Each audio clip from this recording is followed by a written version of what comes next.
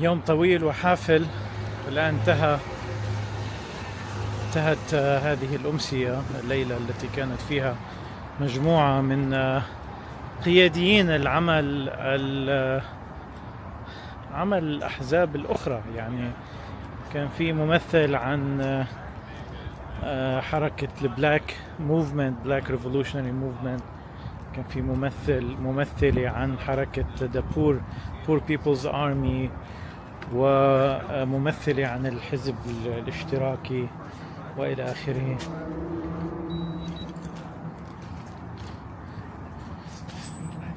There he is. Oh, thank you. Welcome.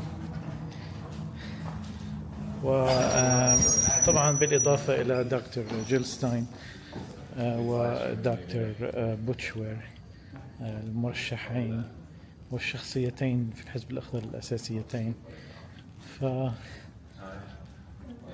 كان محاضرة لدكتور جيلستاين استعرضت فيها الأرقام الأخيرة المهمة في تغير المناخ السياسي في الولايات المتحدة، وأيضا إنجازات الحزب الأخضر في الفترة الأخيرة. Here, I'm Nick Cruz, co-founder of Revolutionary Blackout. My brother and partner in arms. Come here,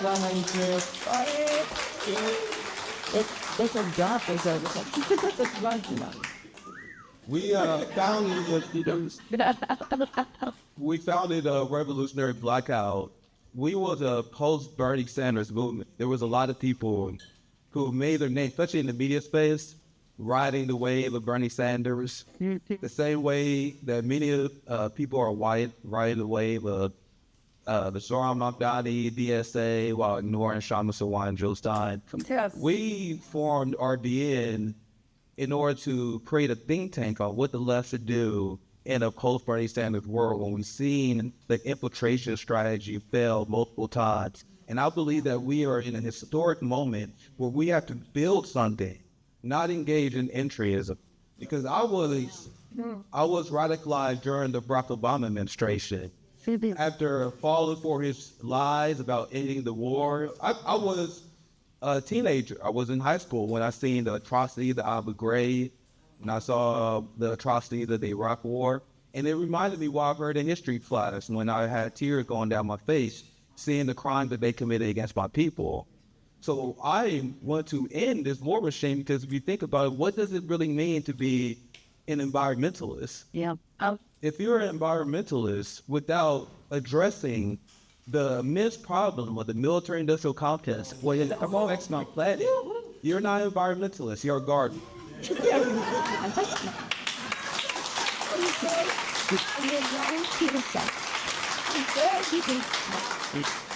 So the biggest obstacle that we have are the people who brainwash many like-minded people like us with tranquilizing drugs, and with false belief that they can take over a party that is responsible for mass death and atrocity around the world. My last point before I pass to Joe Stein regarding the importance of opposing the military-industrial complex and why the DSA left is not the way to go. They are all, despite claiming they're environmentalists, they support the proxy war, the stabilizing proxy war against our Russian brothers and sisters, including the regime that was found responsible by a German court for blowing up the Nord Stream pipeline. Then you guys know this, not a single progressive Democrat, including your favorites,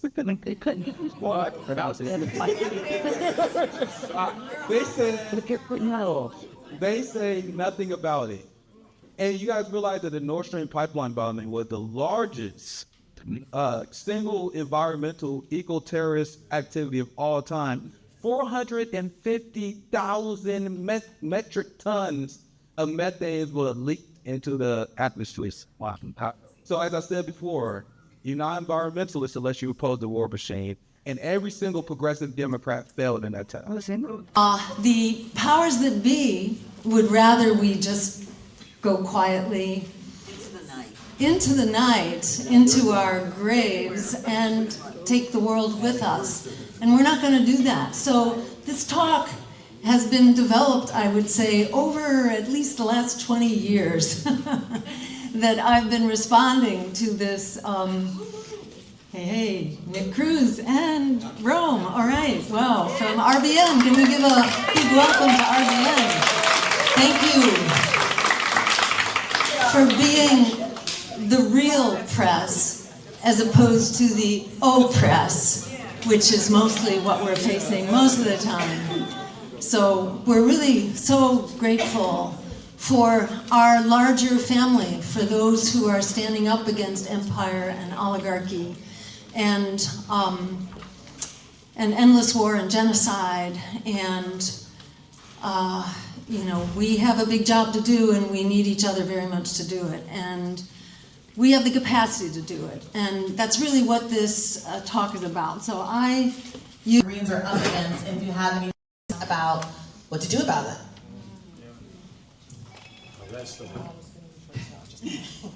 I'm Sherry Hockla. I was Jill Stein's running mate. I also ran for sheriff on a no evictions campaign. I also ran for state rep and learned a great deal about the Democratic Party and how they steal elections. And I'm not Donald Trump. So I'm a part of a national movement called the Poor People's Army. And I will just say something very significant about us is we travel in packs. We walk the walk, we don't just talk the talk.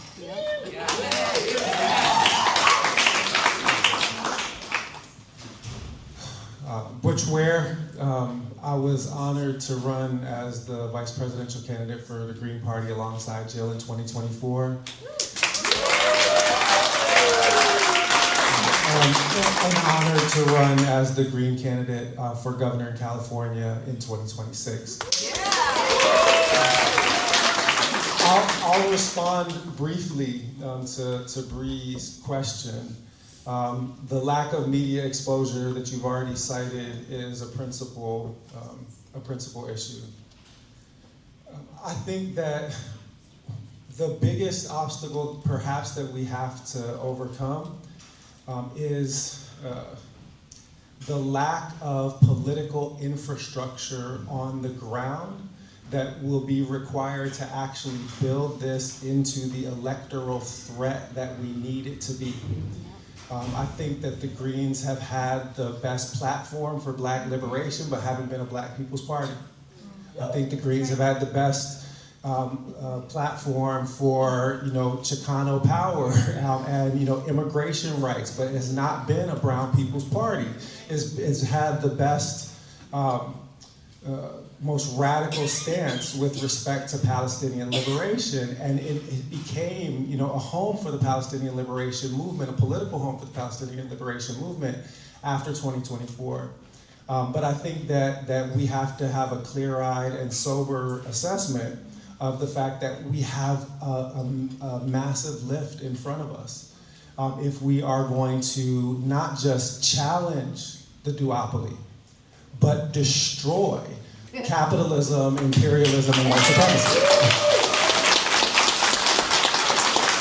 And so the way that I would, just respond again briefly is that, in my view, this, which as Jill pointed out, we are clearly poised and positioned as the only national political party that has the capacity to strike at the heart of American empire, and they know it. That's why they come after Jill. That's why they try to knock me off the ballot in California and all of those other things. That we have to become the party that realizes the people's aspirations for liberation, and that means we have to become the tool. Kwame Ture argued, he said, revolutionaries don't just mobilize around issues, revolutionaries organize against systems. Yeah. And what I often add to what Kwame Ture said in my own campaign speeches is that when Jill invited me to run as the vice presidential candidate in this party, then that means that this is going to become a party that inherits the mantle of becoming that revolutionary party, because it is the role of a revolutionary party to channel the people's energy from mobilization around issues like Palestinian liberation, like ICE abolition, like the fight for Black life, and into an organization against the system that produced all of those oppressive outcomes. That's our job. Our job is to become the electoral political arm of a broader liberation movement. I'm running for state senate in District 39 in the great state of Minnesota. So pleasure to see everyone. Just wanted to ask that question because I think we can really unify around that. And pleasure.